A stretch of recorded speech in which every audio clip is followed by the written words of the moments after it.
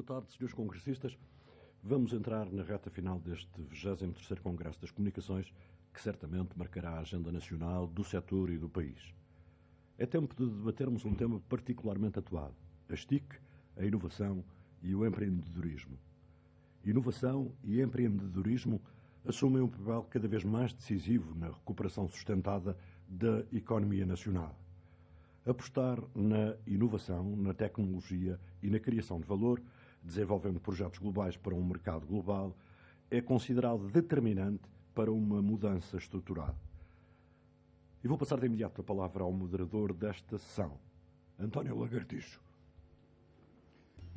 Bom, boa tarde a todos os congressistas, bem-vindos.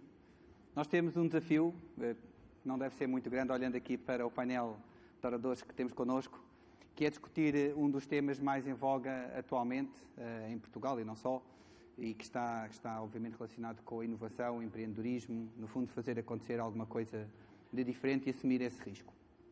É um tema que tem sido debatido ao longo dos últimos meses e dos últimos anos de forma bastante premente, em particular tendo em conta a necessidade de criar valor e de aumentar as nossas exportações. É algo que as nossas instituições têm vindo a bater muito ao longo dos últimos tempos como uma necessidade imperiosa para o nosso país se desenvolver, para conseguirmos sair desta crise que teima em prolongar-se. E, portanto, nada melhor do que trazer a esta sessão um conjunto de oradores que representam, no fundo, os diversos players relacionados com este tema da inovação e do lançamento de novos negócios. Temos connosco, por um lado, representantes do capital, ou seja, de pessoas que acabam por arriscar e ajudar que as novas ideias, ou algumas das novas ideias, se traduzam depois em negócios no mercado aberto.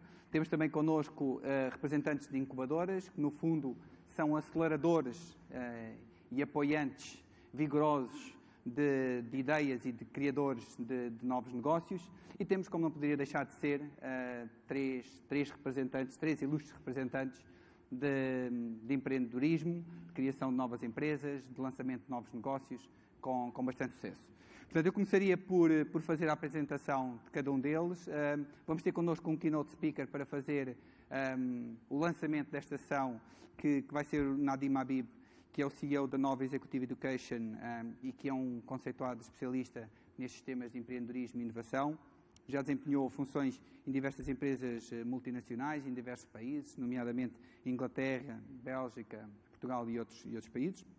Portanto, conta com mais de 15 anos de experiência neste setor e é reconhecidamente alguém que é especialista nestes temas da inovação. Depois, vamos ter também connosco o João Vasconcelos, da Startup Lisboa, é o diretor executivo da Startup Lisboa e, portanto, um dos principais responsáveis por colocar esta incubadora no mapa das incubadoras a nível mundial, podemos dizê-lo, porque não vamos ser pequeninos.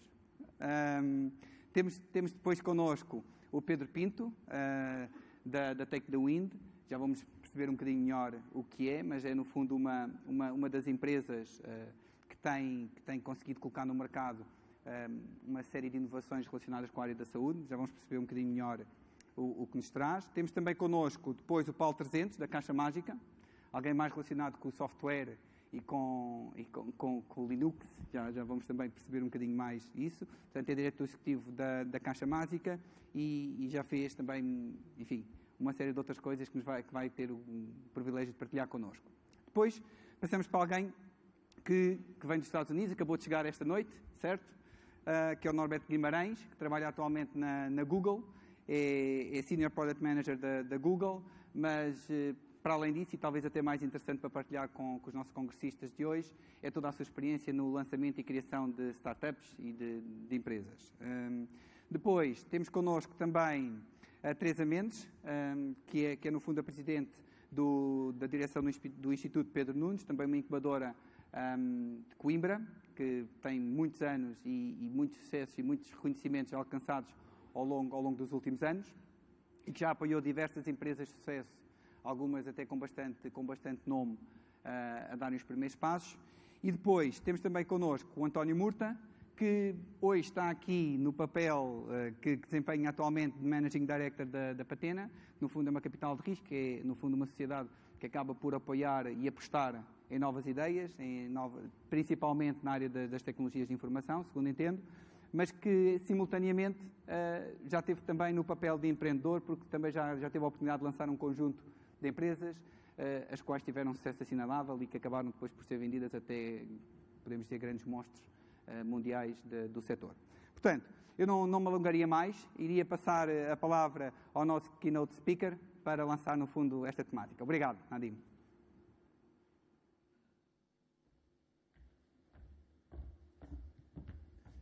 Boa tarde.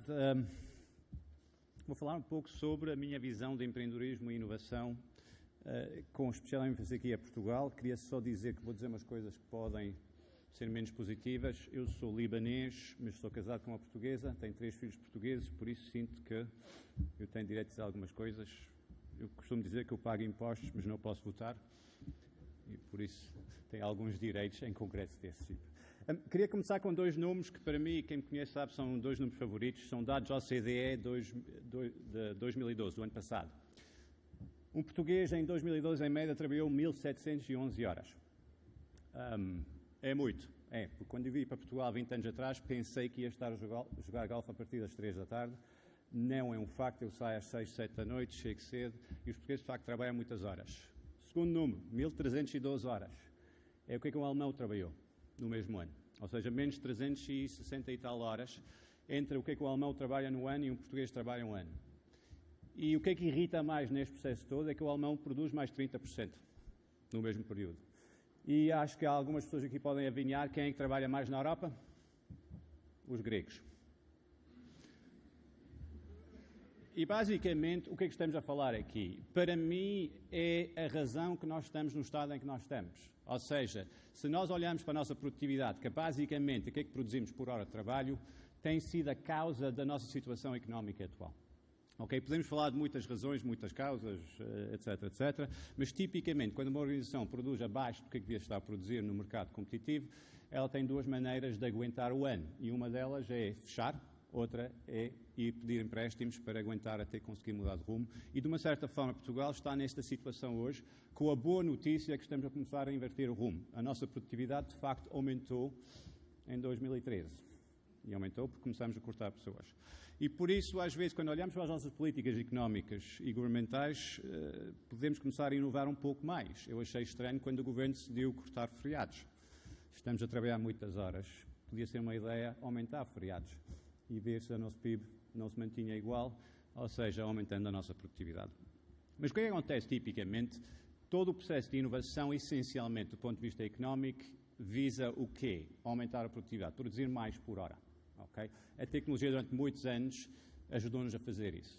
Para algumas pessoas produzimos mais por hora, para outras pessoas trabalhamos mais horas em casa. Não sei quantas pessoas aqui levam um telemóvel à casa de banho, mas é um exemplo, penso eu.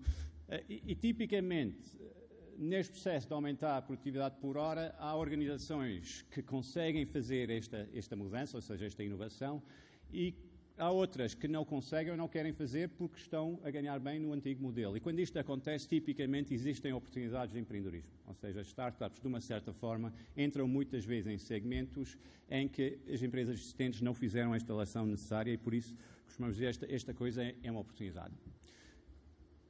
Agora, porquê que isto é relevante? Porque o mundo está a mudar e o mundo tem estado a mudar permanentemente. Suponho que toda a gente leu as Lusíadas, mas eu acho que foi Camões que disse que todo o mundo é composto por mudança. E, de facto, eu não li, mas disseram. Okay. E eu suspeito que isto é o caso. E as mudanças da sociedade têm estado a acontecer constantemente. Mas a grande mudança começou a acontecer, para nós, começou a acontecer nos anos 60. Eu queria só fazer um passo atrás. O primeiro grande livro de gestão, o primeiro livro de gestão puro, foi escrito em 1911, por um senhor chamado Frederick Taylor. The Principles of Scientific Management.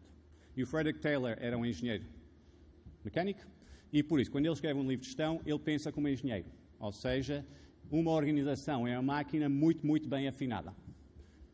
Esquecemos, às vezes, que ele escreveu o livro em 1911, em que a maioria da população era pouco educada e havia um pequeno grupo da população que tinha formação. E, por isso, toda a lógica de gestão foi: eu estou a trabalhar com pessoas pouco complexas e por isso eu tenho de desenhar os seus processos para trabalharem durante 8 horas. E preferencialmente têm de ser processos repetitivos. Okay? É interessante verificarmos hoje que em muitas organizações continuamos a ver a mesma lógica de gestão. Ou seja, eu tenho de encher o dia das pessoas com trabalho. Porquê? Porque são pessoas simples. Okay? Eu ouço muitas vezes pessoas falarem em falta de talento. Eu suspeito que não há falta de talento. Eu trabalho numa universidade. Os alunos de licenciatura melhoram todos os anos. Os alunos que vêm 12º ano melhoram todos os anos. Os alunos que entraram este ano são muito melhores do que aqueles que entraram há 10 anos atrás. E por isso há muito talento. Mas as nossas organizações muitas vezes são construídas à volta desta lógica que existe pouco talento e por isso temos de ter uma lógica muito top-down. Agora, o que aconteceu nos anos 60? Basicamente começou a chegar ao mundo ocidental uma população mais educada, mais formada. Okay? E o primeiro reflexo foi nas universidades americanas e europeias, o chamado verão de 68. Okay? Os Beatles, Sgt. Pepper's Lonely Hearts Club Band, etc., etc. E o que é que eles estavam a reclamar? Estavam a reclamar mais participação, mais informação e saber porque é que estamos a fazer as coisas que estamos a fazer. E quando os governos não explicavam, houve um protesto. Agora, pensam bem que reflexo isto vai ter na nossa economia. Primeiro, como consumidores, que estão cada vez mais exigentes. Eu trabalho com muita gente em organizações com forças de vendas e todos dizem que adoram os clientes e eu sei que não é verdade. Okay? Porque ninguém passa o fim de semana com eles. Okay? Eles sabem que os clientes estão a ficar cada vez mais exigentes. Nós sabemos que nós, na nossa vida profissional, estamos a ficar cada vez mais exigentes, temos cada vez menos tempo e exigimos saber cada vez mais coisas para fazer o nosso trabalho. E isto está a criar enorme pressão dentro das organizações, está a criar enorme pressão sobre as organizações e a nossa capacidade de nos organizar. Okay? E esta mudança na sociedade está a acelerar por causa da tecnologia. Okay? Eu não tenho página no Facebook, mas tenho concorrência com a minha filha no Candy Crush.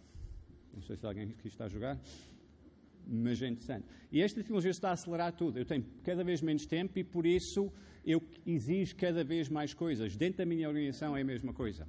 Okay? E, por isso, hoje, o que é que nós temos? Temos pessoas mais qualificadas. Em Portugal, na Europa, no resto do mundo. É fascinante ir a Angola e ver a diferença entre miúdos de 16 anos e homens de 45 anos. Os miúdos de 16 anos já estão a fazer o crack do iPad. Estão a comprar via Amazon, enviando para o amigo que está em Londres, que depois vem a Lisboa e traz para cá. Esta nova geração está a exigir cada vez mais. E esta nova geração está a pôr enorme pressão para as organizações. Para quem tem filhos, e não sei se pessoas aqui têm filhos, eu tenho 3. Eu, quando casei e decidi ter filhos, tinha uma visão do meu papel como chefe de família. Eu até decidi ser benfiquista, porque parece que isto era o caminho certo. E pensei, porque era assim com o meu pai, que eu ia mandar em todos. Posso-vos garantir que eu mando nada lá em casa. E, de facto, a minha filha mais velha, que tem 16 anos, acha que tem direito a participar em todas as decisões estratégicas da minha família. E eu garanto-vos, quando ela arranjar o primeiro emprego, se o CEO anunciar uma nova estratégia sem a consultar primeiro, ela vai ficar zangada. Okay? Isto é a nova geração que está lá fora, que vai entrar nas nossas organizações e vai ser os nossos clientes. E as nossas organizações têm de ter esta capacidade de mudar. E o que é fascinante é que, em muitas situações, as organizações que conseguem fazer isto são as novas. Porque nascem novas, nascem com ideias novas.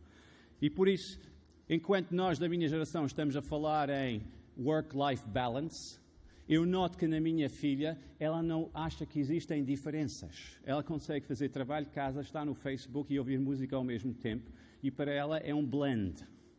E por isso mesmo o work-life balance também muda. Agora é always on, always connected, etc, etc.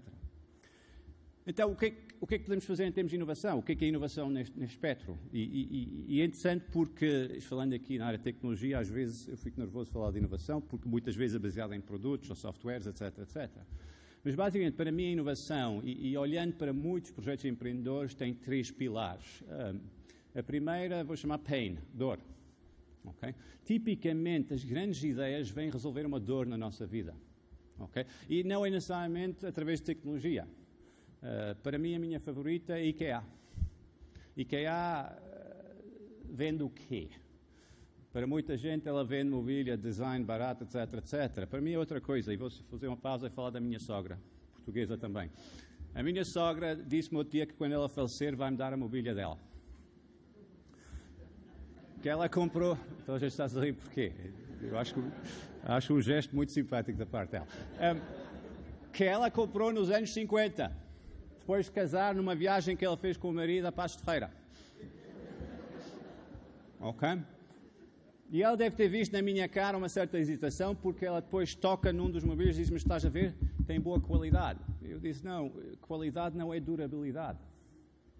O que é que a IKEA disse e o que é que me disse a mim é, podes comprar aqui, porque se mudares de opinião daqui a 3 anos não precisas te sentir culpado.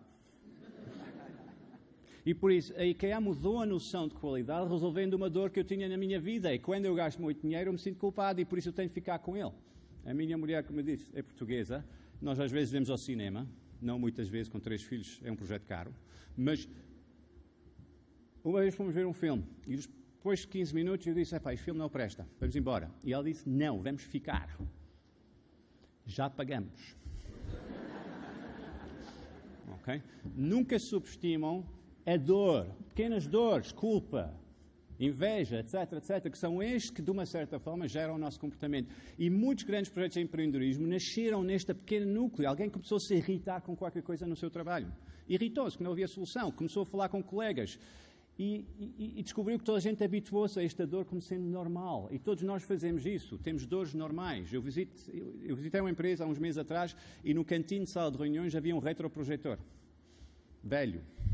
E voltei um mês depois e ainda estava lá. E eu perguntei-me, isto está lá porquê? E eles nem repararam. Aquela dor era tão aceite que não existe. Mas os grandes projetos de empreendedorismo identificam uma dor, muitas vezes esquecida por nós. E isso é a parte criativa. Isto é o início do processo criativo. E por isso temos de nos questionar, quando nós fazemos inquéritos ao consumidor, em que ligamos para 10 mil pessoas a fazer perguntas, eu recebo estas chamadas do meu banco, está satisfeito com o serviço de 1 a 10...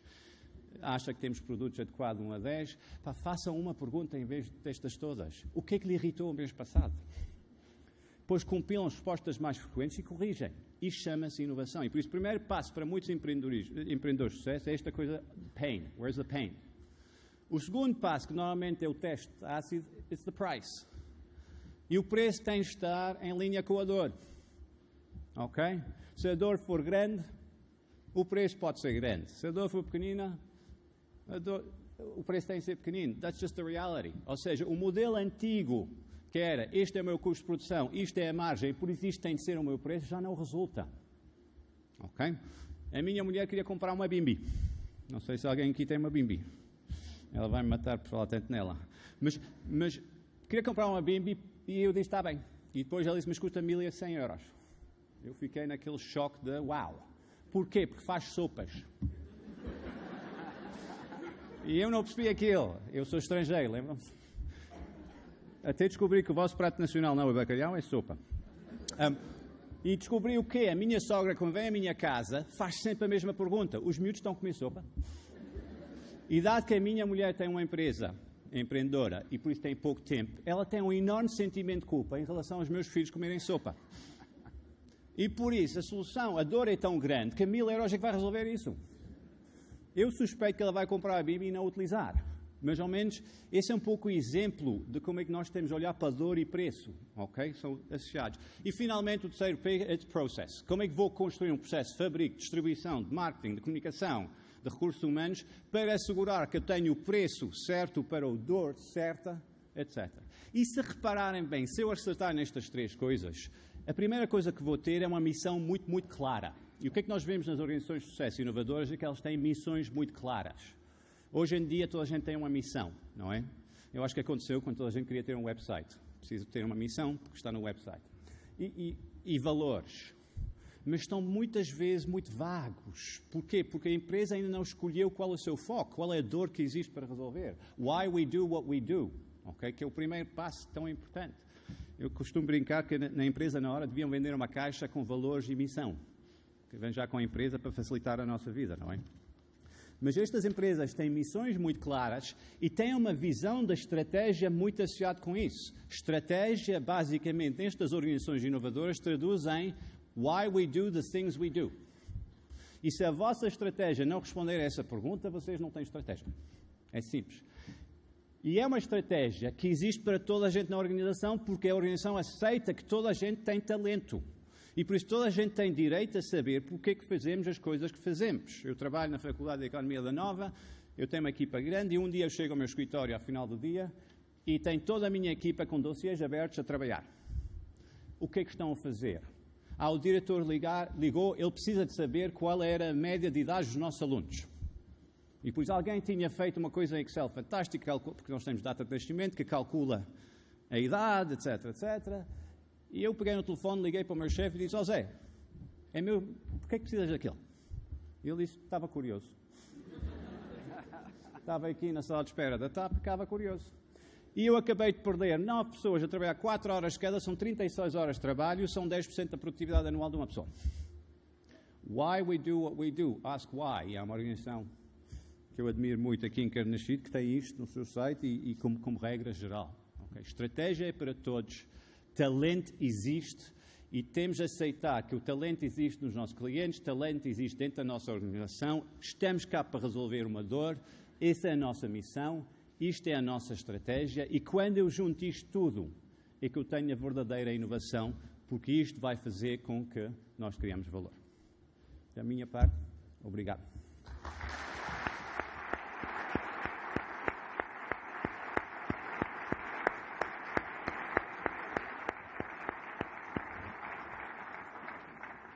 Bom, para começar, Nadim, muito obrigado. Acho que foi um excelente lançamento. A fasquia foi colocada alta, hein? Portanto, vamos lá ver. Bom, eu pedi ao Paulo 300 para partilhar então connosco a Caixa Mágica e tudo o que se faz por lá agora. E já agora o que se fez antes também. Muito bem. Eu acho que posso falar aqui, não é? Posso falar aqui? Pode. Muito bem. Boa tarde a todos. O meu nome é Paulo 300 e antes de mais quero dar os parabéns ao Presidente da APDC e ao Presidente do Congresso, o Engenheiro Roberto Carneiro, um amigo de longa data e uma inspiração. Inspiração em várias coisas do percurso de vida, até no número de filhos. Eu acho que do segundo filho para o terceiro, saber que o Engenheiro Roberto Carneiro tinha tantos filhos ajudou a ter coragem. E, de facto, também aqui, a minha responsabilidade hoje é grande, porque além disso estão no painel, além de estas pessoas todas, dois empreendedores que eu sempre admirei. O Norberto, como empreendedor português lá fora, e o António Murta, como empreendedor cá dentro, que conseguiu construir valor. Não pelo êxito, mas porque conseguiu construir valor, tal como o Ricardo Oliveira, outro empreendedor português lá fora, e tal como o professor Epifânio da Franca cá dentro. Então a minha responsabilidade é grande. O que eu vou fazer só é partilhar com vocês 4 experiências, 4 ideias da minha experiência de empreendedor. E não vou falar especialmente da Caixa Mágica, vou falar de duas empresas que eu criei em 2 décadas diferentes. Ou seja, a Caixa Mágica, que foi criada em 2004, e a Aptoide foi criada em 2011.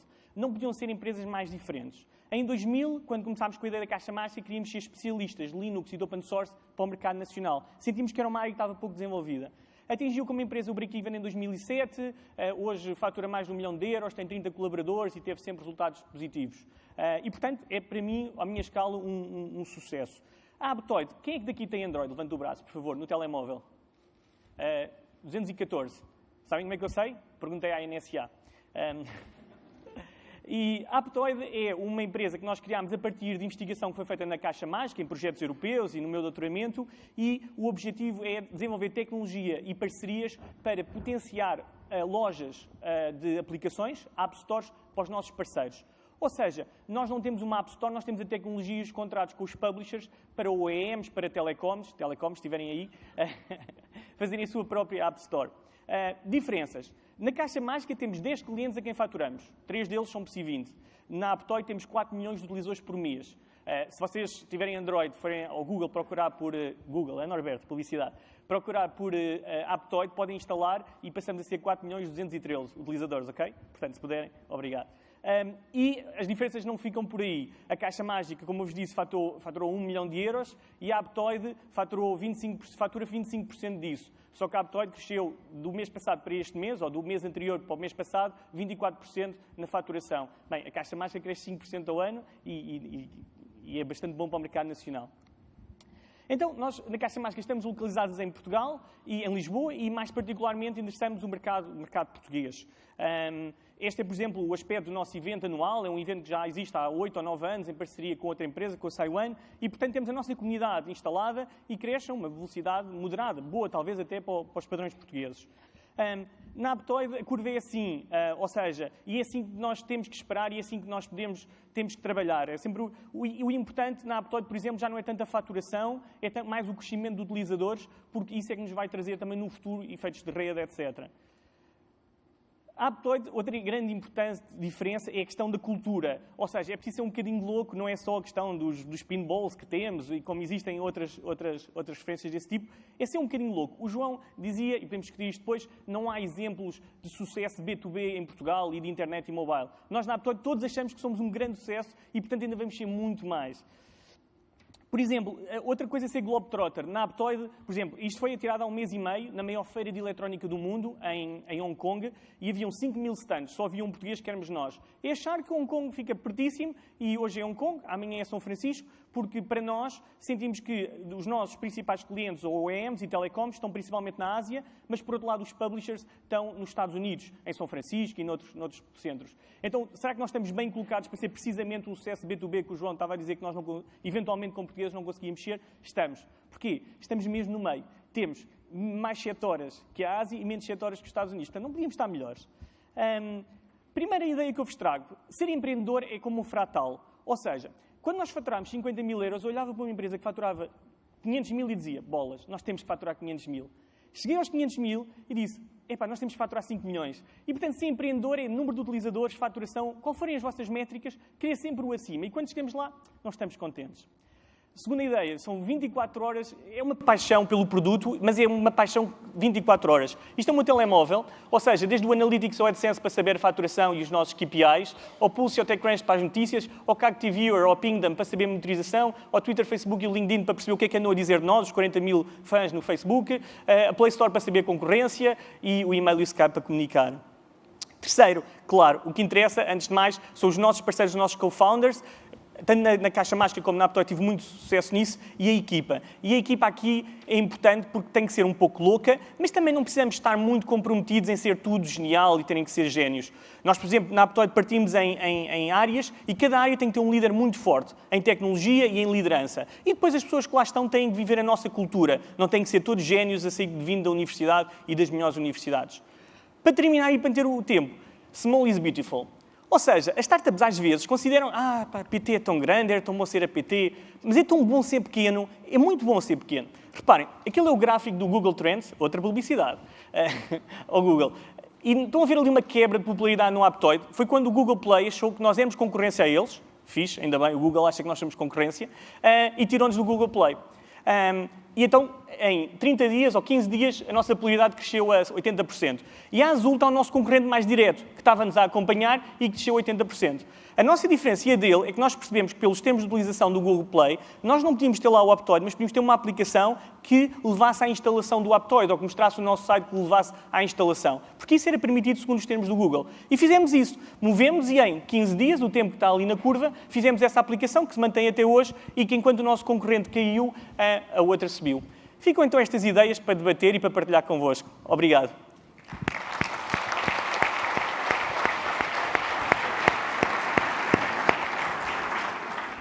Muito obrigado.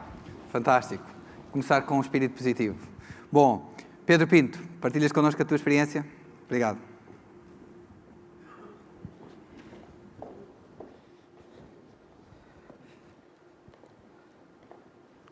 Bem, boa tarde a todos. Meu nome é Pedro Pinto.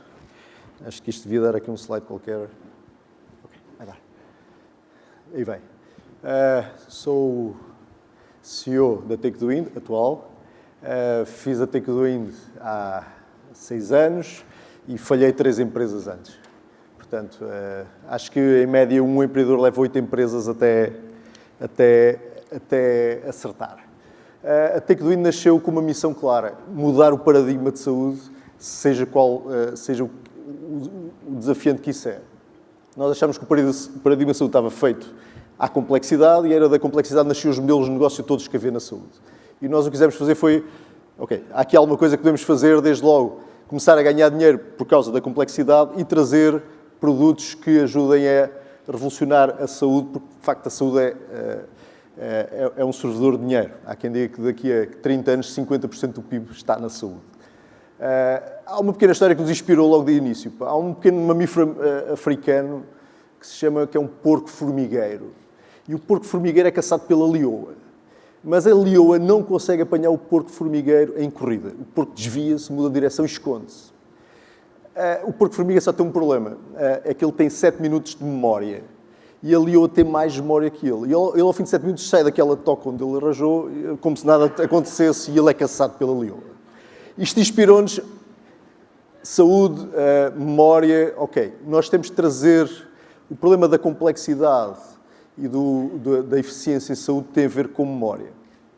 Foi que nós começámos a trabalhar a desenvolver nossos produtos. O nosso ecossistema de produtos, neste momento temos 3 produtos que trabalham. Primeiro, começámos a trabalhar formação médica, ajudar médicos a tomar melhores decisões, mais eficientes, a treinar melhor, a simular decisões. Hoje temos um produto que é um produto muito forte na área do treino médico com um paciente virtual. Eu posso fazer tudo o que quiser ao paciente, que ele reage como se fosse uma pessoa normal.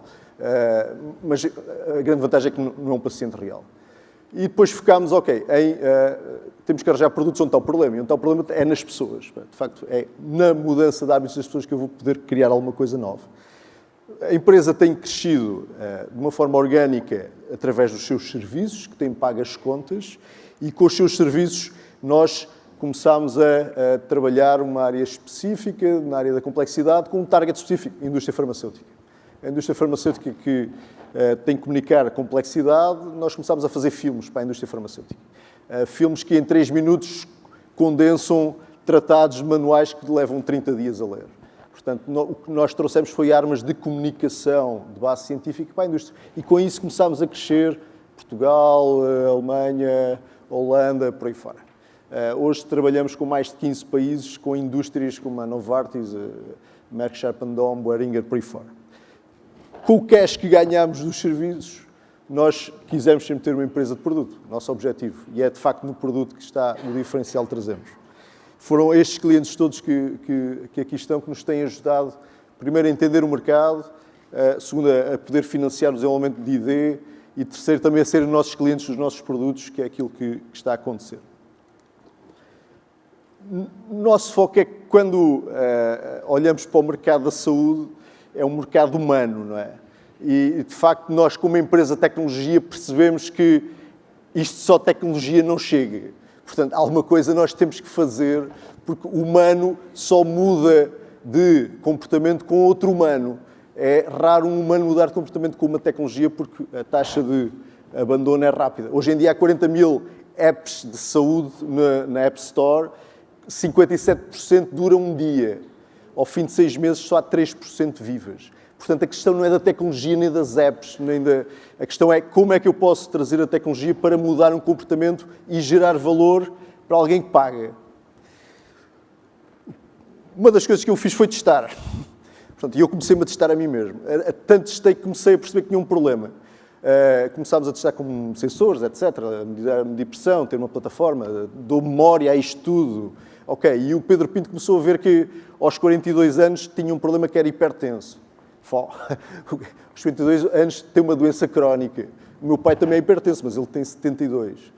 Isto para mim deu-me um plim. Pá, aqui há alguma coisa que não bate certo. Como é que eu, que começo a medir, tenho um problema? E falei com um dos médicos da nossa equipa e ele disse, bem, de facto és um doente crónico, não te livras disso, tens de tomar alguma medicação. A boa notícia para ti é que o diagnóstico foi feito cedo, foi feito aos 42. Porque se não fizeste o diagnóstico aos 42, tu quando chegares aos 55, o teu AVC, o risco de AVC é grande.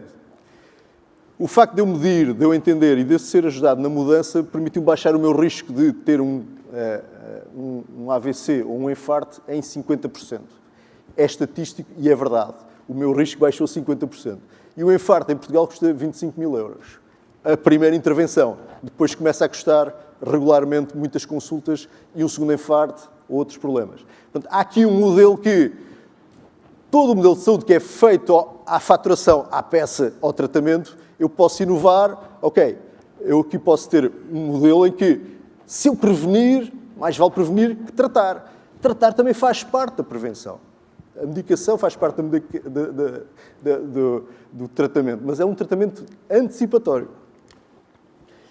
Bem, nós começámos a ver como é que isto se fazia, empowering people, e é o que nós trazemos para o mundo. De facto, nós trazemos uma experiência não só de medição, mas depois de autoconhecimento e, sobretudo, ligar pessoas a médicos, ligar pessoas a quem sabe tratar. Eu tenho um pequeno vídeo, que é o vídeo que vos vou deixar, que é o último lançamento do nosso produto, a configuração última que nós temos, que começou, que entrou no mercado agora em 2013 e vocês vão começar a ouvir falar dele muito em breve. Peço para porem o vídeo.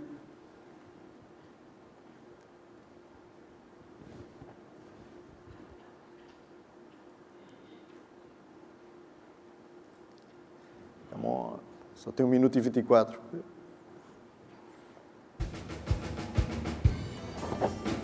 O nosso dia-a-dia é feito de rotinas e escolhas. Algumas contêm riscos silenciosos que poderão transformar-se em problemas graves. É importante agir antes que as complicações aconteçam. Para lhe proporcionar mais segurança e bem-estar, criamos um serviço inovador de redução do risco e prevenção de acidentes cardiovasculares. Portugal Mais Saudável combina medições na sua farmácia, um serviço de acompanhamento telefónico especializado e uma tecnologia desenhada para o ajudar a alcançar mais facilmente os melhores resultados. Subscrever o Portugal Mais Saudável é investir num futuro com mais qualidade de vida.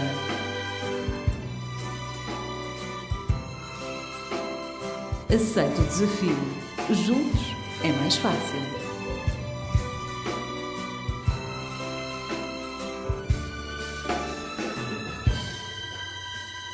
Consulte as informações na sua farmácia e aconselhe-se com o seu farmacêutico. O grande desafio para nós foi passar da tecnologia a um produto. É muito diferente. Desde logo encontrar o canal, encontrar o ponto certo e combinar tudo de forma a que tudo aconteça e seja um negócio que possa crescer. Este é o grande desafio do empresário e de facto, como já foi referido, uma equipa, um network, muita capacidade de entender o mercado, de perceber a dor, foi isso que nós trouxemos. A boa notícia que eu descobri aqui há pouco tempo foi que se eu andar 1 minuto por dia, eu ganho, em média, 1 a 2 minutos de vida. Portanto, é um bom negócio eu poder andar e ganhar 1 a 2 minutos de vida. Muito obrigado.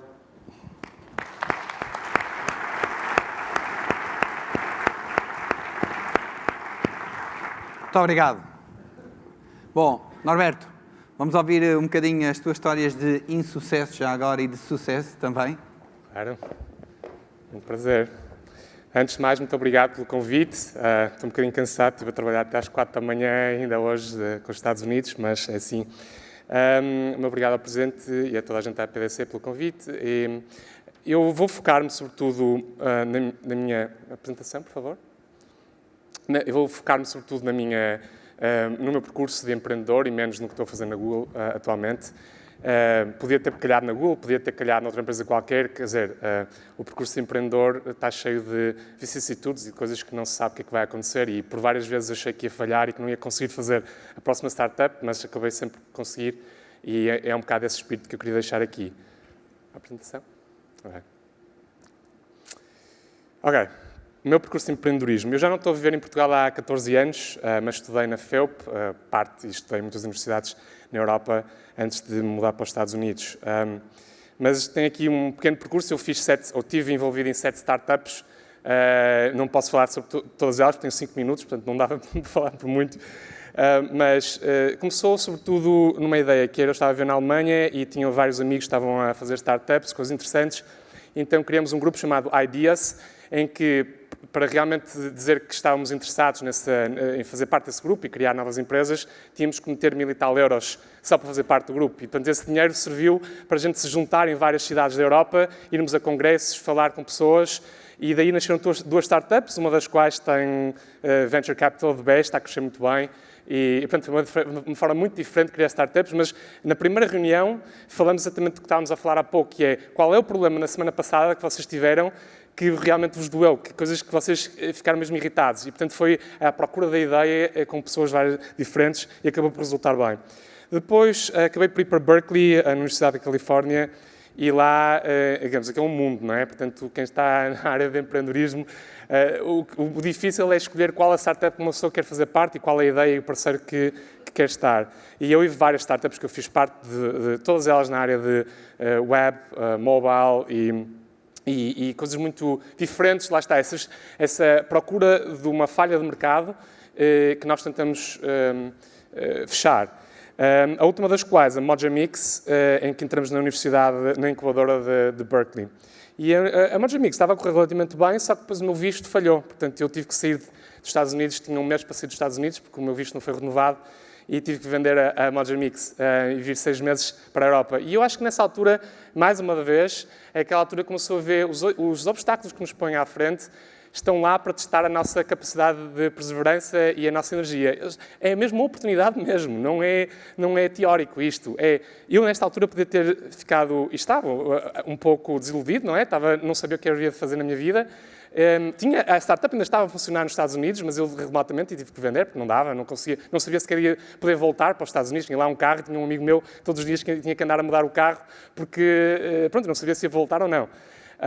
E acabei por conseguir voltar e entrei numa fase muito inicial com os amigos, com os investidores da Mojamix, que tinham investido numa startup nova, que estava mesmo a começar, e pronto, e fui vice-presidente dessa empresa antes de termos qualquer produto, e criamos, um dos problemas que existia era que queríamos uma inteligência artificial para nos ajudar a fazer decisões no dia-a-dia. Portanto, o dia tem tão pouco tempo, nós andamos ainda à procura o que é que vamos fazer e nos ajudar, e nem toda a gente tem direito a ter uma secretária, e uma secretária, sobretudo, que saiba o que nós queremos. Portanto, queríamos fazer uma app que fizesse isso para toda a gente. E criamos o Clever Sense, e depois correu muito bem, e ao fim de 1 ano e meio, qualquer coisa, a Google comprou, com sucesso, tempo financeiro bastante bom. E pronto, eu só falar muito pouco o que a Clever Sense fazia, portanto, never miss places you love, nunca perder, saber se há portanto, baseado no modelo do utilizador, sabendo os nossos gostos, os nossos interesses, era um robô que uma pessoa ensinava, e a partir do momento dele sabia os nossos gostos, ele indicava coisas para fazer, tipo restaurantes, bares e outras coisas. Baseado, pronto, as 2 pessoas que eu conhecia bem eram investigadores em Stanford, em inteligência artificial, portanto não era uma coisa fácil tecnologicamente de imitar. Ganhamos muitos prémios, cresceu muito depressa a empresa, a certa altura temos a crescer 50 mil novos utilizadores por dia. E pronto, e hoje em dia esses conceitos que nós, fomos comprados pela Google, tivemos 1 ano e tal a integrar tecnologia dentro do Google Maps, e hoje em dia podem utilizar vários conceitos que estão na aplicação móvel do Google Maps, funciona lá.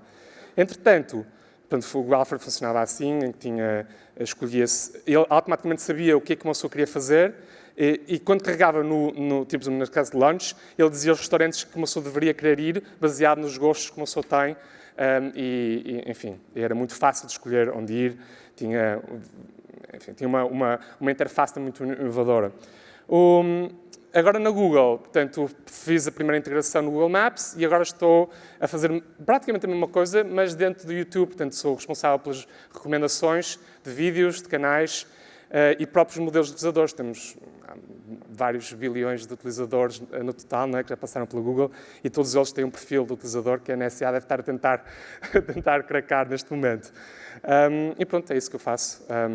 Mas o que eu vos queria deixar aqui é que realmente empreendedorismo para o indivíduo em si tem muitas vantagens em termos de ser sempre desafios novos e ter que os ultrapassar em termos de desafios. Por exemplo, no Alfred, eu nunca tinha feito animação na minha vida, portanto o robô foi desenhado por uma equipa na Argentina que eu contratei, mas era eu que tinha que gerir aquele processo todo, nunca tinha trabalhado em jogos, nem nada parecido, e queríamos um robô que tinha que ser diferente do Clippy, daquele Microsoft Clippy, vocês devem se lembrar que era muito irritante, e correu muito bem. E, portanto, foi a aprendizagem que uma pessoa faz quando tem que descobrir e tem que fazer aquilo resultar sozinho é muito melhor do que aprender isto teoricamente. Portanto, essa é uma grande aprendizagem que se faz nas startups, o resolver os desafios. E, portanto, há muito desse conhecimento que depois passa, mesmo que as coisas corressem mal, eu tenho a certeza que se tivesse trabalhado, se não tivesse sido adquirido pela Google, tivesse que encontrar um trabalho de outra forma, muito dessa aprendizagem seria beneficiária, um benefício grande para a empresa onde eu fosse, porque é uma forma de resolver problemas. E eu acho que muitas das pessoas que estão aqui nesta audiência podem, digamos, buscar isso. Aqueles alunos que são mais irreverentes ou aquelas pessoas que tentaram fazer uma startup e não conseguiram, trazê-las para os estudos das empresas e deixar essas capacidades que eles desenvolveram ao longo da sua carreira, falhada ou não, têm muitas vantagens para resolver problemas dentro das empresas maiores e deixar essa irreverência viver, não abafar essa irreverência. E pronto, era isso. Tinha 5 minutos, acho que passei. Obrigado.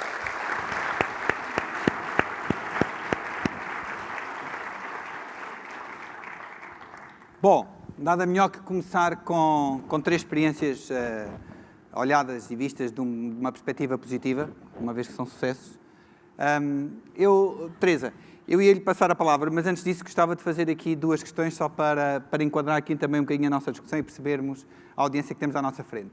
Quantas das pessoas que estão aqui nesta plateia é que pensam lançar um negócio no próximo ano ou serem empreendedores nos próximos 2 anos? Levante o braço, por favor. Não muitos. Ok? Por aqui ficamos um bocadinho deprimidos, hein? Ok, já lá vamos. Pode ser que no final existam mais braços no ar. Segunda questão que eu tinha para colocar. Quantos de vocês é que pertencem a grandes organizações que no decorrer das vossas funções diárias contam apoiar o lançamento de novas ideias e o lançamento de inovações ao nível das TIC? Melhorou. Bom, posto isto e com este enquadramento um bocadinho desolador, eu não disse isto. Teresa, eu ia-lhe pedir, se calhar primeiro, para nos explicar um bocadinho como é que a vossa ligação no Instituto Pedro Nunes à Universidade de Coimbra, como é que isso funciona e como é que se tem traduzido de uma forma de tanto sucesso ao longo destes anos. Boa tarde. Antes de mais, queria cumprimentar a audiência, agradecer o convite que me foi feito para participar neste painel e eu vou tentar, em 5 minutos, fazer uma síntese muito breve do que fazemos no Instituto Pedro Nunes. O Instituto foi criado por iniciativa da Universidade de Coimbra já há 20 e poucos anos e a sua missão é estreitar e ligar o meio científico ao meio empresarial. É uma tarefa difícil, porque, no fundo, há culturas diferentes, né, entre a parte dos empresários e a parte dos investigadores. Eu sinto que é necessário realmente uma mediação e que nós tentamos fazer esse papel. Ora, nós temos um modelo, somos mais conhecidos pela incubadora, mas o nosso modelo é diferente. Nós temos 3 áreas de atividade fundamentais. A primeira é a investigação aplicada, que é feita num conjunto de laboratórios de desenvolvimento tecnológico. Temos depois a incubadora de empresas e depois temos a formação, que é um departamento que cola um bocadinho as atividades dos outros. Nos nossos laboratórios de desenvolvimento tecnológico, nós temos um modelo engraçado, que é o diretor é sempre investigador da universidade e depois o laboratório tem um diretor adjunto, que é contratado pelo Instituto, e isso tem staff próprio. E aquilo que se faz, fundamentalmente, é investigação aplicada, sempre em consórcio com empresas. Portanto, empresas que que nos pedem ajuda para ajudar a desenvolver algum produto, a melhorar a sua organização, enfim, qualquer tipo de ajuda de base tecnológica que precisem, e os laboratórios dão essa ajuda mediante um conjunto de projetos de investigação aplicada. Ora, essa é uma maneira, eu estou a enfatizar aqui a questão do laboratório, porque é uma maneira privilegiada de fazer a ligação efetiva dos investigadores às empresas. Porquê? Uma vez que os laboratórios têm sempre um diretor, um orientador científico que é investigador, eu consigo fazer esta ponte. Normalmente o investigador não tem tempo para executar depois os projetos, cumprir os prazos, isso é a parte mais difícil. De modo que começámos assim, mas rapidamente abandonámos esse modelo e foi preciso pôr staff nosso a fazer esse tipo de tarefa e a controlar rigorosamente prazos e a acompanhar o cliente. Porque o investigador tem outra lógica, tem outros interesses, não é? Pensando na carreira académica, é avaliado por artigos que publica e por outros parâmetros, mais do que aquele de estar ali a tentar resolver os problemas que são colocados por empresas. De modo que, no fundo, nós tentamos fazer essa ligação e arranjar aqui uma sã convivência. É muito importante o facto de existir um laboratório, porque, no fundo, nós conseguimos transpor alguma da investigação que é feita na universidade, nos seus vários centros de investigação, pô-la ao serviço das empresas que nos procuram para os apoiar. Portanto, essa é uma maneira de transferir tecnologia e transferir saber para o mercado, mediante contratos de transferência de tecnologia, mediante participação conjunta em projetos, etc. Depois temos a outra maneira, que é através da nossa incubadora. Portanto, o que é que nós tentamos fazer? Tentamos identificar, junto dos investigadores, potencial de negócio de empresas de investigação, quer nos nossos laboratórios, quer nos centros de investigação da universidade, e tentamos ver se consegue estimular uma equipa que pegue nelas e que as transforme em riqueza e crie o seu negócio. Portanto, a nossa incubadora o que faz é, no fundo, tentar ajudar a desenvolver um plano de negócios, fazer a validação tecnológica da ideia que, no fundo, aparece, tentar ajudar também a constituir uma equipa que seja depois bem-sucedida, porque muitas vezes nos aparecem, às vezes até alunos recém-licenciados, no meu mestrado desenvolvo aqui uma ideia, isto é o melhor do mundo e faz melhor que aquilo, e está entusiasmadíssimo que aquilo realmente é a melhor coisa, e quando se lhe pergunta, então, mas quem é que vai comprar isso? Eles invariavelmente perguntam, nisso ainda não pensei. De modo que, no fundo, é esta ligação que é preciso fazer. Portanto, e é muito bom até ajudar a constituir as equipas que sejam depois bem-sucedidas. Muitas vezes também falham, não tem problema nenhum, desde que tentem outra vez, mas o que é certo é que este apoio é o apoio que realmente temos dado. Portanto, a nível da incubadora, o que fazemos é receber as ideias, primeiro numa pré-candidatura, para uma ideia muito genérica, ajudar a desenvolver o plano de negócios, ajudar depois a constituir a empresa e acompanhá-la nos primeiros 3, 4 anos de vida. No fundo, esse acompanhamento é muito diversificado, desde ajudá-los a angariar capital, quando é necessário, ajudá-los a encontrar parceiros nacionais, internacionais, enfim, isto, no fundo, tirando partido de um conjunto de redes muito extenso a que pertencemos, não só a nível nacional como internacional, e que facilita muito essa questão das parcerias. Depois temos, para o apoio destas duas unidades, portanto, dos laboratórios de investigação e da incubadora, temos vários departamentos transversais que, no fundo, dão aquele apoio, o apoio jurídico, o apoio de proteção da propriedade intelectual. Portanto, é muito comum as pessoas quererem fazer uma empresa porque têm uma tecnologia que acham que é muito promissora, depois faz-se uma primeira consulta e vê-se que, no fundo, é uma ideia que já está patenteada, que já está protegida de outra maneira. Portanto, tudo isso é muito importante numa fase nascente e é um apoio que também conseguimos dar. No fundo, portanto, em linhas muito gerais, portanto, essa é aquilo que nós fazemos. Nós já apoiámos nos últimos 17 anos cerca de 200 empresas, temos algumas empresas bastante conhecidas. Tenho que falar sempre na Critical Software, é incontornável, não é? Portanto, a empresa que nasceu lá e que seguiu todo aquele percurso, portanto, foi constituída por 3 alunos de doutoramento do Departamento de Engenharia Informática, que constituíram a empresa que o prémio que ganharam num concurso que foi lançado por nós, um concurso de ideias, e depois que teve a evolução e os resultados que muitos de vós conhecerão com certeza. O Pedro Pinto, já não me lembrava que o ia encontrar cá, é uma empresa que também nasceu lá na nossa incubadora, enfim, temos cerca de 200, e uma coisa que eu gosto sempre de realçar é que o impacto em Coimbra, uma cidade que teve alguma indústria no início do século XX e que veio gradualmente a degradar-se, teve, ou tem tido, não é, com o nosso contributo, não é, obviamente, o nosso papel não é único, mas tivemos um contributo importante para mudar um pouco o paradigma empresarial da cidade. Neste momento, a criação de emprego e a retenção de quadros que são licenciados e formados pela universidade são números que, em termos de desenvolvimento regional, também são bastante interessantes e importantes. Muito obrigado, Teresa. António, nós, se calhar, agora vamos começar a olhar para isto de maneira um bocadinho diferente, uma vez que o António hoje é um apostador, assim podemos dizer, ou seja, aposta em ideias que considera vão ser vencedoras no futuro, e não obstante termos poucas pessoas, pelos vistos aqui, que estão a pensar, arriscar e lançar um negócio, o que é preciso para o convencer a meter dinheiro numa ideia? No fim do dia é um bocadinho isso que se anda à procura, não é? Alguém quer lançar uma inovação, quer fazer um projeto, se não tiver capital, que é o caso, ou se não tiver o capital suficiente, o que é que lhe tem que apresentar para o convencer a ir com ele? 3 coisas. Uma boa equipa. Eu, antes de mais nada, não compro ideias, compro pessoas, no bom sentido. Acredito em pessoas. No domingo, este domingo, o Luís Portela recebeu uma boa notícia. O medicamento o primeiro medicamento português foi aprovado pela FDA nos Estados Unidos. Esta notícia vai fazer história em Portugal e vai alterar a perspectiva do mundo sobre a ciência portuguesa. Vale certamente centenas de milhões. O Luís trabalhou 14 anos ou 15 anos para aqui chegar. Já agora foi apoiado por muitas pessoas que acreditaram nele.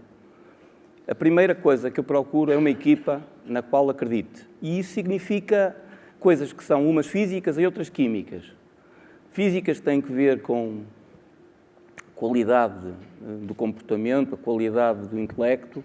As químicas têm que ver com skin in the game, acreditar neles próprios, pôr muito de si próprios em jogo. E já agora é subjetivo, não é minimamente objetivo, é subjetivo, tem uma dimensão subjetiva. Uma equipa completa, balanceada e com skin in the game. Segunda coisa, uma ideia que tenha espaço. Isso significa dimensão de mercado-alvo grande, o maior possível. É preferível trabalhar num espaço grande com uma pequena quota de mercado do que trabalhar num espaço pequeno e almejar conquistar uma grande quota de mercado. Isto é puro bom senso, não tem nada de particularmente inteligente, mas é sempre útil realçar. A terceira coisa, provavelmente, é um bom plano. Um plano que faça sentido, um plano que tenha cabeça, tronco e membros. E é um plano que provavelmente pode ser um plano que pode falhar.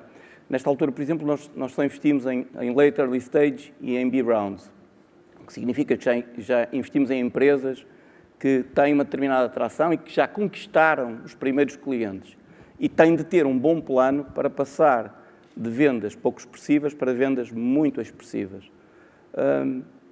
Estas três coisas são as coisas que procuramos. Queria dizer que, apesar de tu ter sentido, António, que eram poucas pessoas na sala que almejavam criar empresas, eu faço isto há 5 anos, sensivelmente, e devo dizer que nos últimos 2 anos assisti com grande prazer, apesar de todo o entorno difícil e algo depressivo que temos todos os dias, assisti a uma mudança extraordinária na qualidade das ideias que me aparecem na sala. Já tive experiências de sala em que, literalmente, ao fim de meia hora, estava a dizer: eu quero estar com estes senhores, eu não posso não estar com estes senhores, porque a ideia é brilhante, a equipa, as pessoas são excepcionais e vou fazer tudo o que puder para os ajudar. Isto não me acontecia há 5 anos. Porquê é que isto está a acontecer? Por 2 razões. Primeiro, por necessidade, porque vou citar um número do Carlos Fiolhais. O Carlos Fiolhais, a semana passada, escreveu um artigo no Público, particularmente duro, mas em que citou um número que eu acho que é importante referir. Portugal tem qualquer coisa como...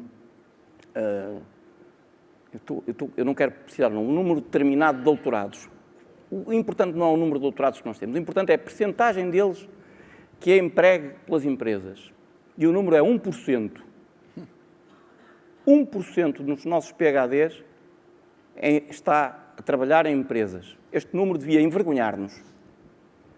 Quer dizer que temos uma excelsa qualidade de ciência técnica, mas continuamos a assumir que a ciência técnica só tem lugar na universidade. O mundo hoje é caracterizado por muitas coisas. Um deles é que a obsolescência do conhecimento anda na ordem dos 25% ao ano. Isto quer dizer que um tipo, em qualquer disciplina, em 3 anos, não sabe nada. Quer dizer que todos estamos condenados a estudar. Se não estudarmos, somos obsoletos e não somos empregáveis. Isto quer dizer que não há nenhum direito que nos defenda a empregabilidade, senão nós próprios. Não há o diploma dos 40 anos, só há diplomas de 3 anos ou 4. Isto quer dizer, na prática, que se as empresas que querem apostar na ciência da técnica não compreendem que têm de empregar pessoas muito dotadas para renovar os seus business models, honestamente mal estamos. O que eu acredito, porque vejo isso todos os dias, é que há 5 anos não havia ninguém na sala. Agora são 10% ou 20%. E eu acredito que isso está a mudar o país. Um último número que gostava de referir, tenho orgulho nele, apesar de toda a agrura que marca o dia-a-dia de Portugal nos últimos 2 anos. Nos primeiros 2 quartos deste ano, o nosso superávit comercial, déficit / superávit entre importações e exportações, foi positivo e da ordem dos cerca de 4%. Há 3 anos tínhamos um déficit de 17%. O ano passado, pela primeira vez desde 1947, tivemos um superávit. Este ano, nos 2 primeiros quartos, temos um superávit de 4%. Se me dissessem há 3 anos que isto era possível, não acreditava. Isto não aconteceu por nada que tenha que ver, exceto a necessidade. A necessidade de pôr os portugueses a correr, no bom sentido. E a correr a descobrir que há mundo para lá de Portugal. Portugal é pequenino e vai continuar a ser pequenino. E eu quero acreditar que nos próximos anos este superávit será sustentado, sustentável e sistematicamente positivo, porque a maior parte dos portugueses não vai querer voltar a passar por isto que estamos a passar agora. João, Lisboa. Para além da Startup Lisboa, onde já passaram uma série de empresas e que tem sido um sucesso, aliás, até pelas montras que tem sido a oportunidade de proporcionar a essas empresas que acabam por ser lançadas na tua incubadora, tens notado que os empreendedores que procuram espaço nos vossos edifícios olham de facto para os negócios deles numa lógica global? Ou seja, começar pequenino em Portugal, mas sempre a olhar para aquilo que é o negócio no mercado global hoje em dia? Ou isso não é uma questão assim tão premente, é mais conversa, enfim, dos mídias do que propriamente depois na realidade? Isso é uma pergunta muito pertinente, porque essa é uma das características que eu acho que não existe nas nossas startups e nos nossos projetos empresariais. Nós, de cerca de quase 1000 candidaturas que recebemos, de projetos empresariais que se candidataram à Startup Lisboa, ou de ideias, de empreendedores com ideias, nós só aprovámos cerca de 100. Por isso mesmo, um dos principais critérios, entre vários, mas um dos principais é que a ideia, o produto ou o serviço tenham que ser globais, tenham que ser escaláveis ou exportáveis. E a maior parte não é. A maior parte são projetos sem ambição, são projetos de autoemprego quase, são projetos de serviços, dificilmente de consultoria, dificilmente escaláveis. Mas felizmente há 100, que nós já apoiámos no último ano, nos vários edifícios. Para quem não sabe, a Startup Lisboa é uma incubadora que nasceu de um projeto da Câmara Municipal, de Montepio, IAPMEI, Microsoft, Cisco. Temos o apoio de várias grandes empresas, como a KPMG, Konica Minolta, etc. Focada em empresas do web, mobile e software. Temos a particularidade de estarmos num edifício pombalino, 6 pisos, na Rua da Prata. Vamos agora para o 3º edifício, a partir da semana que vem. Apoiámos, no nosso edifício temos cerca de 200 pessoas, quase todos jovens empreendedores, muitos estrangeiros, que foi uma surpresa. Tivemos no primeiro ano quase 30% das empresas incubadas tinham fundadores estrangeiros, tinham optado por Lisboa para montar a sua empresa tecnológica. Isto também, como se diz na minha terra, é um abre-olhos para nós, que tanta lamúria temos do país onde estamos, e temos vários estrangeiros de países muito mais desenvolvidos do que o nosso a escolherem Lisboa para montar a sua empresa. Várias razões: qualidade de vida, preço, mão de obra disponível com qualidade. E, finalmente, desde que temos companhias low cost a voar de Lisboa e para Lisboa, Lisboa passou a ser uma cidade europeia para uma determinada geração, que a Europa é onde as companhias low cost vão, não é? Mas, felizmente, tem corrido bem. Nós continuamos, ao fim deste ano, de acompanhar estas largas dezenas de empresas. Felizmente, temos vários casos de sucesso. Temos quase 30 empresas que receberam investimento de investidores profissionais. Temos várias empresas em Silicon Valley, em Boston, em Londres. Tem corrido muito bem. É um setor também fácil de medir o sucesso, ou insucesso, porque no primeiro ano em web e mobile tem que se perceber se a empresa é válida ou não, se a empresa tem tração ou não, se vale a pena continuar ou não. Claro. Portanto, e também para aqueles que querem ser empreendedores e para os que ainda não decidiram ser empreendedores, queria aqui deixar também uma mensagem importante. Nós todos temos a possibilidade de viver uma revolução, que muitos ainda não entenderam, mas acho que neste Congresso das Comunicações, e toda a gente deve entender isso, temos a possibilidade de viver uma revolução única. Nós somos a primeira geração na história da humanidade com um acesso global a mercados, a informação, de logística. Pela primeira vez na história, eu posso montar uma empresa em minha casa, no meu laptop, e ter clientes no Japão no dia a seguir. Isto nunca tinha acontecido. E o acesso à tecnologia está tão facilitado, através pelo preço e pelo know-how, que um empreendedor português tecnológico pode ter as mesmas skills, pode ter o mesmo mercado, pode ter o mesmo crescimento que um empreendedor em Silicon Valley. E pode não ter o mesmo investimento ou os mesmos mentores, isso é outro assunto. Mas a qualidade do empreendedor e da sua ideia pode ser a mesma. Isto nunca tinha acontecido. Nunca Portugal pôde fornecer as mesmas ferramentas a uma geração como os melhores países, os países mais desenvolvidos. Isto é o único. Inclusive, nesta área das tecnologias, começar em Portugal tem várias vantagens. Nós temos uma infraestrutura tecnológica muito rara, mesmo em termos europeus. Temos um acesso, o mercado tem um acesso à tecnologia e usa a tecnologia de uma maneira muito mais evoluída que outros mercados ditos mais desenvolvidos. É um ótimo país para testar. E as empresas que temos lá, voltando à tua pergunta, as empresas que temos lá usam Portugal para isso mesmo. É um ótimo país para testar, para fazer um protótipo, fazer uma versão beta e depois tornarem-se globais. Muitas já se tornaram globais no primeiro ano e o que tem acontecido é o CEO ou Sales and Management podem estar em Silicon Valley, em Boston, Nova York ou Londres, mas a equipe de desenvolvimento continua sempre em Portugal. Em Lisboa, na Baixa, ou quando saem do nosso edifício, no Bairro Alto, Príncipe Real, Caixo de Dré, etc. Uma nota muito importante. Nós não estamos focados no desenvolvimento da ciência, nem de investigação, nem de inovação. Nós achamos que isso deve ser feito em ambiente universitário, em ambiente como o Instituto Pedro Nunes e outras incubadoras em campos universitários, junto do know-how universitário, dos laboratórios, dos professores. Nós estamos focados em apoiar negócios. Nós temos negócios que têm muito pouco de inovação e são bons negócios. Nós, inclusive, temos uma empresa que num ano abriu 20 lojas em 8 países e é um franchising de pastéis de nata. Por isso, o nosso foco é desenvolvimento de negócios, criação de postos de trabalho. Muitas vezes, obviamente, para vingar no mercado, seja ele qual for, tem que ser inovador. Mas nós queremos dar os instrumentos de financiamento, de crescimento, de estratégia de go-to-market. Para isso, a nossa estratégia é muito, muito simples. Nós temos cerca de 50 mentores, quase todos eles CEOs ou fundadores de empresas, que são eles que selecionam as empresas para a Startup Lisboa e que depois acompanham as empresas. Estão aqui vários hoje. Eu vejo aí o Rui Freire da Vortal, por exemplo, fundador e CEO da Vortal, uma empresa portuguesa de várias dezenas de milhões de euros, que quase todos os meses perde várias horas a apoiar jovens empresas na Startup Lisboa.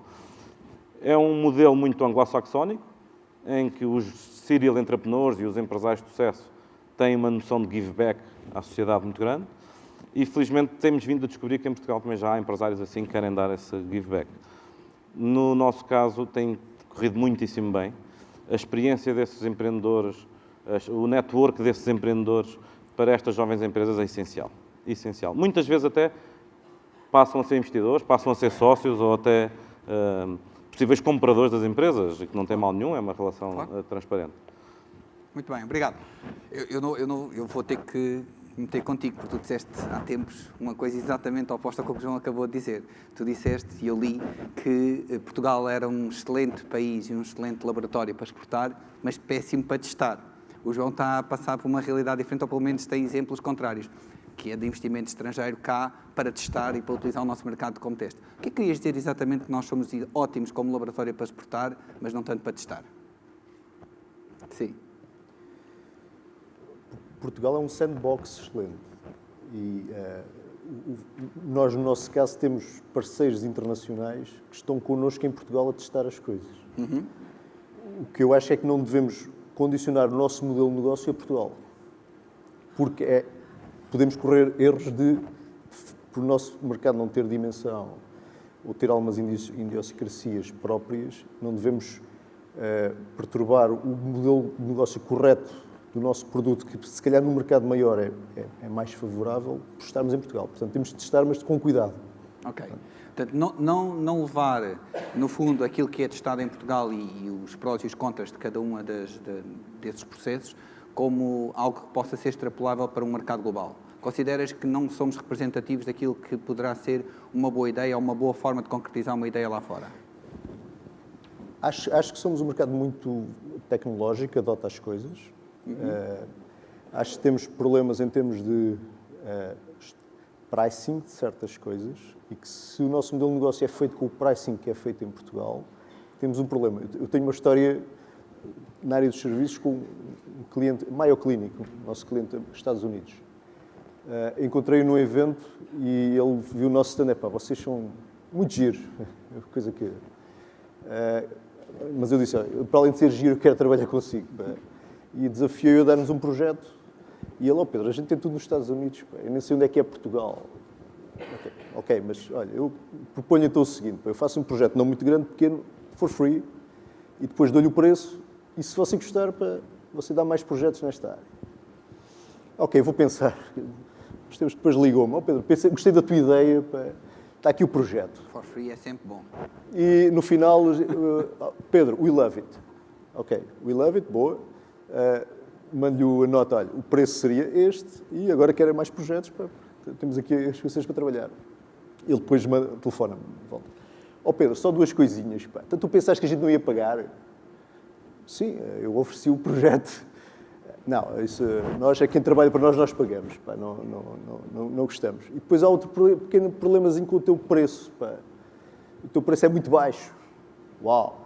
Mas eu não gosto de perder dinheiro. O meu preço é competitivo. Não, o teu preço é baixo porque o teu preço não é só o que tu entregas. É todo o serviço que tu tens que prestar e todo o know-how que tu tens que prestar e tudo aquilo que eu quero que tu entregues daqui para o futuro.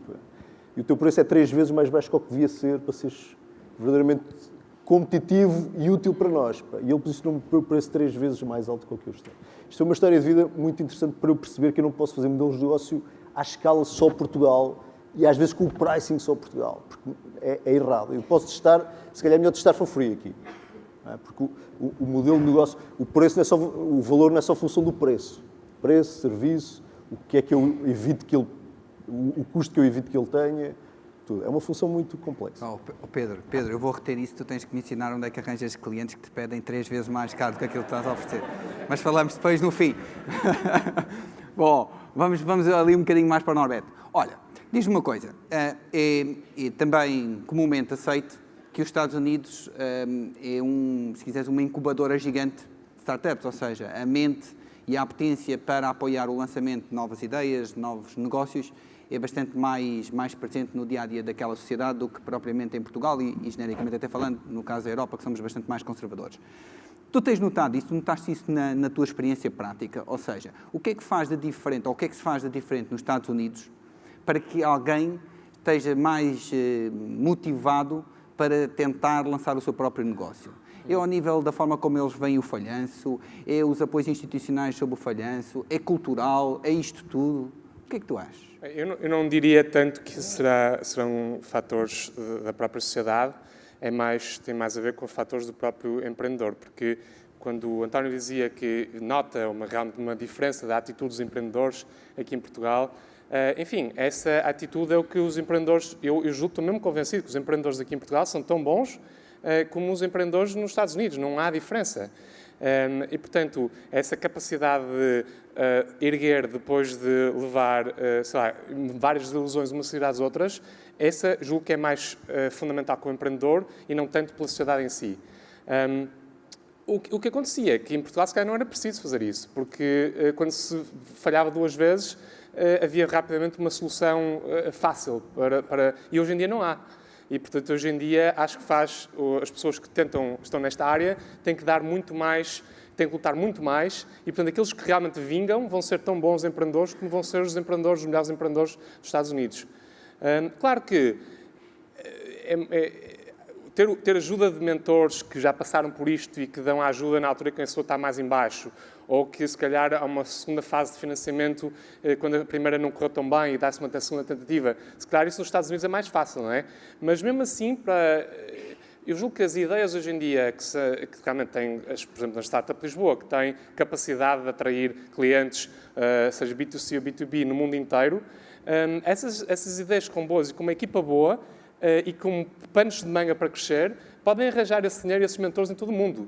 Eu estive, a semana passada, houve várias startups foram à Silicon Valley, umas 20 portuguesas, e estive lá no painel e fiquei admirado com a qualidade impressionante dessas startups, com mentores que tinham sido criadores de empresas de IPO nos Estados Unidos, vários professores de Stanford a serem mentores nessas startups, em que eu não queria acreditar, quase que tinha sido criado em Portugal, porque nunca tinha ouvido falar dessas startups, criadas quer em incubadoras de universidades, coisas muito bem feitas mesmo. E, portanto, eu acho que é mais, olhando para a parte histórica, se calhar é verdade, mas olhando para o futuro não vai ser verdade. Eu acho que Portugal tem boas condições para criar empresas excelentes em qualquer área, como qualquer outra, porque dentro das equipas, tendo a motivação e tendo redes de mentores e de financiamento globais, porque elas também são globais, consegue-se quase ultrapassar qualquer desafio. Bom, é bom saber isso. Se fosse a Teresa. Ocorreu-me agora um episódio que presenciámos, já não bem, vamos talvez 2 ou 3 anos, num workshop em que nos convidaram para estar presentes para debater modelos de gestão de incubadoras. E então tínhamos a Universidade de Austin, em Texas, eu suponho que a outra era ligada à Carnegie Mellon, não tenho a certeza, e éramos nós. E foi muito engraçado, portanto, cada um apresentou os seus dados e depois, no fim, perguntavam, então, mas como é que se sustentam, não é? E aquilo que viemos a descobrir é que Austin tinha 60% de capital público, não é, da universidade e da cidade, Carnegie Mellon também, eu não sei se era 50 ou se era 60, e nós 0.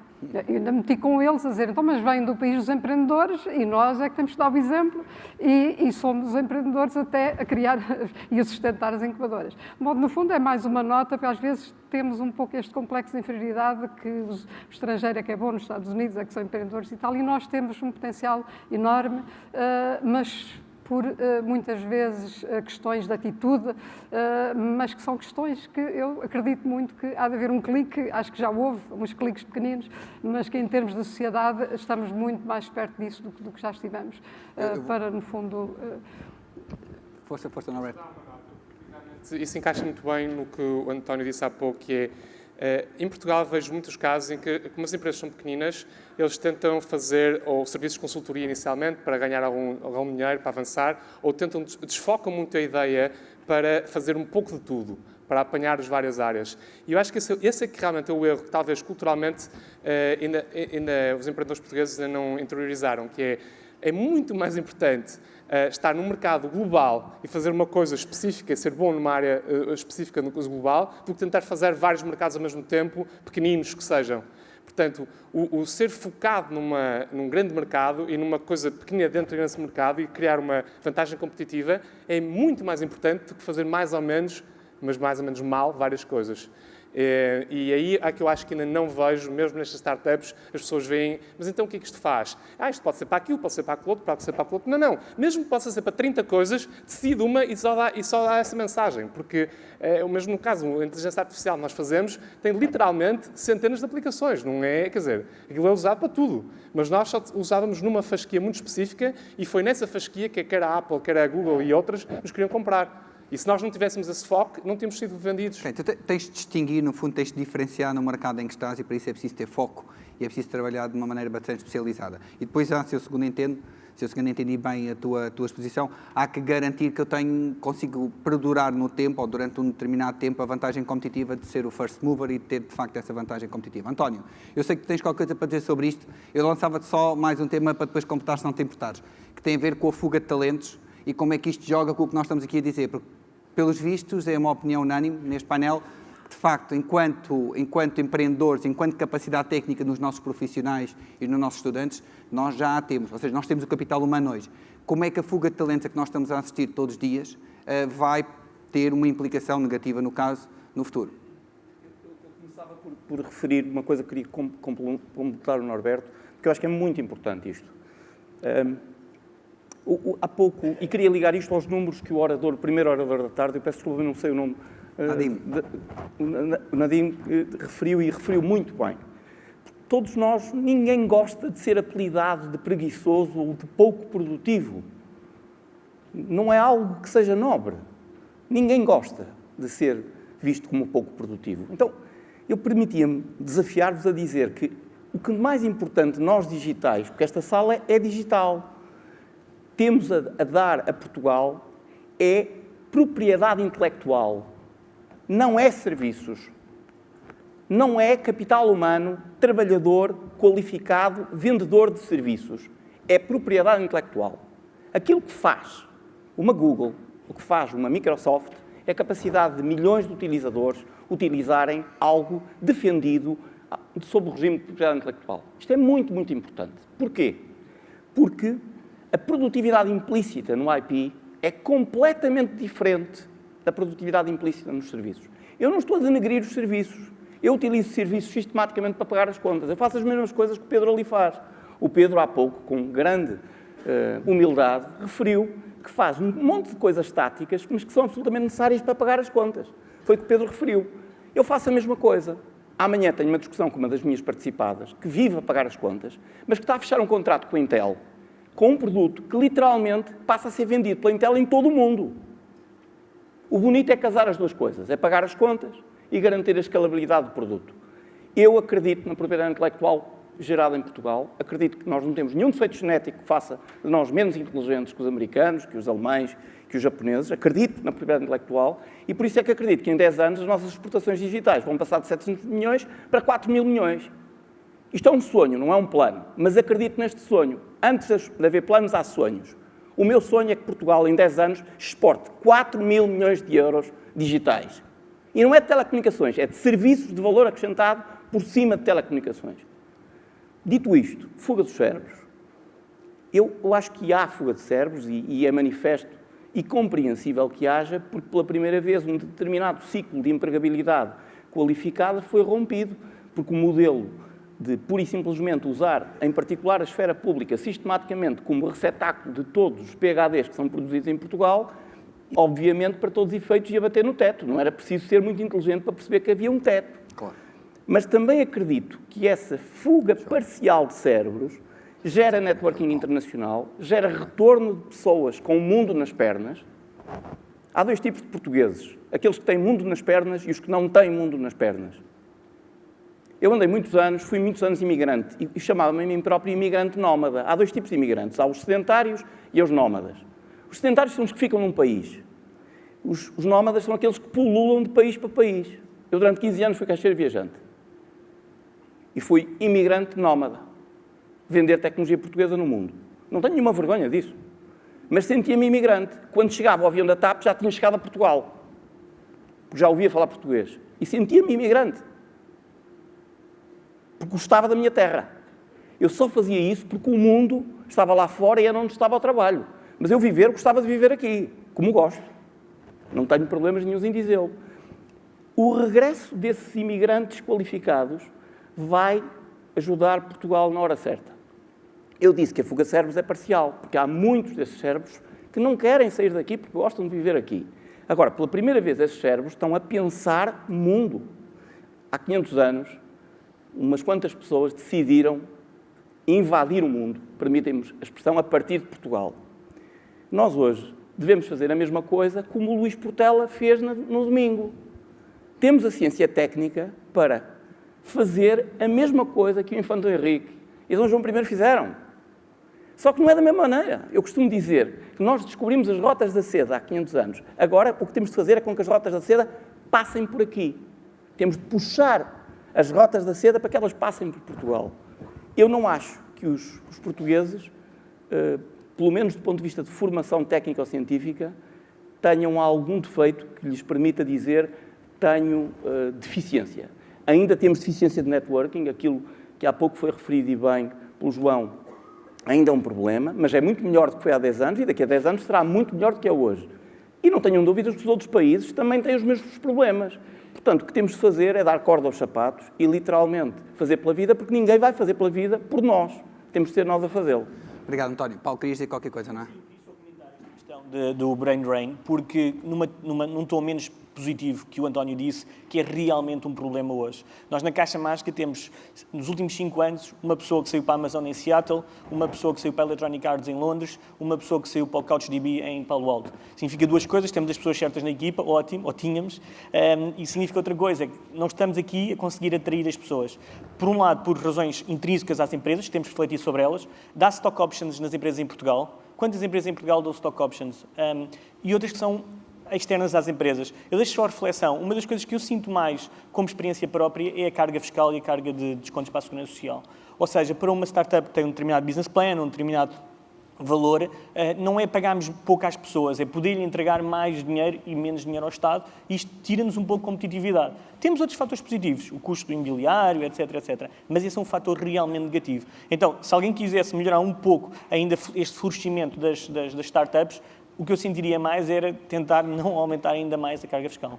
João, só para terminar, estamos a terminar o nosso tempo. Só falar de duas coisas. E já agora deixa-me só deixar-te a última nota para depois terminares. Como é que nós pomos as grandes empresas portuguesas a ajudar as startups? Muito bem. Primeira coisa, carga fiscal. Nós temos empresas que estão 1 ano ou 2 anos a desenvolver o seu produto, que não emitem uma única fatura. Não é? Eu tenho lá uma empresa que num ano pagou 140 mil euros de impostos e nunca emitiu uma fatura porque ainda não tem produto para vender. Não é? Imagina nas biotecnologias e na investigação que são 5 anos ou 10 anos para ter um produto, o que é. Primeira coisa. Segunda coisa, a maior parte de vocês trabalham em empresas num setor que praticamente toda a inovação nos últimos anos veio de startups. Percebam que tenham noção que quem vai reformar o vosso setor, quem revoluciona o vosso setor, são sempre startups. Quem inventou um Skype, quem inventou um Viber, um WhatsApp, quem inventou um smartphone, foram startups. Podem vir a ser compradas por grandes empresas, mas é das startups que vem a inovação.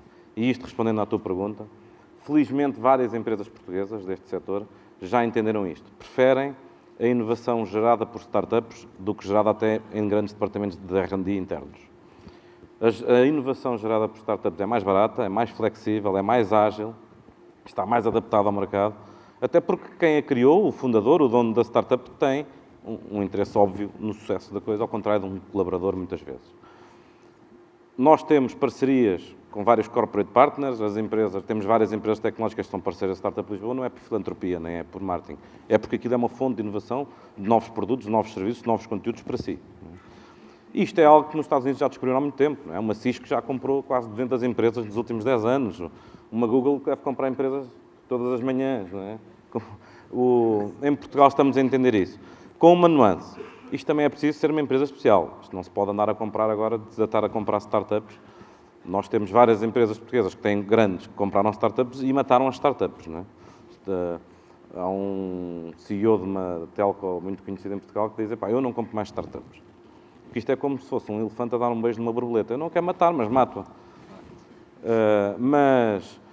Portanto, se calhar isto não é para as telcos, mas pode ser para outras. Mas olhem, visitem a Startup Lisboa, o site da Startup Lisboa, vejam as empresas que lá estão, porque garanto-vos, muitas delas, a única missão que têm é acabar com as empresas onde vocês estão a trabalhar. Bom, já agora, última questão para o Norberto, para terminarmos a nossa sessão. E é uma questão simples, não sei se a resposta é assim tão simples. É o que é que te fazia voltar para Portugal? Não é que não penso nisso, não é? Porque eu tenho, enfim, Lisboa não é uma cidade, para já é muito parecida com São Francisco, portanto, às vezes até pode baralhar-se de passar ali pela ponte 25 de Abril. Enfim, eu acho que depende um bocado da idade como a pessoa sai do país e as ligações que mantém. Eu quando se fala de brain drain, não é? Existem aqueles que saem do país e já sabem desde o início nunca mais querem voltar, e há aqueles que saem do país que deixam essa porta em aberto, ou muitos deles que sabem que querem voltar. Portanto, no meu caso particular, eu estou naqueles que não sei se quero voltar. Tenho coisas que gosto muito lá, enfim, o meu trabalho é praticamente único, mesmo dentro de Silicon Valley, tem vantagens incríveis, e o país aqui também tem vantagens incríveis, eu não digo só em termos de clima e de mobilidade das pessoas, mas também este espírito. Eu gosto de ver coisas a crescer, e ver coisas a crescer vê-se no Silicon Valley, mas também se vê em Lisboa. E, portanto... Ok, está bem, já percebi. A resposta é difícil. Deixamos isso para as grandes empresas que estão aqui hoje, ou para os representantes destas empresas, como um desafio e um processo criativo para trazerem cérebros e pessoas com o sucesso que tu tiveste lá fora, porque eu acho que nos fazem também muita falta cá dentro. Bom, para terminar, muito obrigado em nome da APDC por terem estado presentes. Espero que a sessão tenha ajudado, pelo menos, a abrir alguns horizontes e a partilhar algumas ideias. Na minha opinião, acho que sim. E muito obrigado e espero um resto de bom congresso para todos. Obrigado.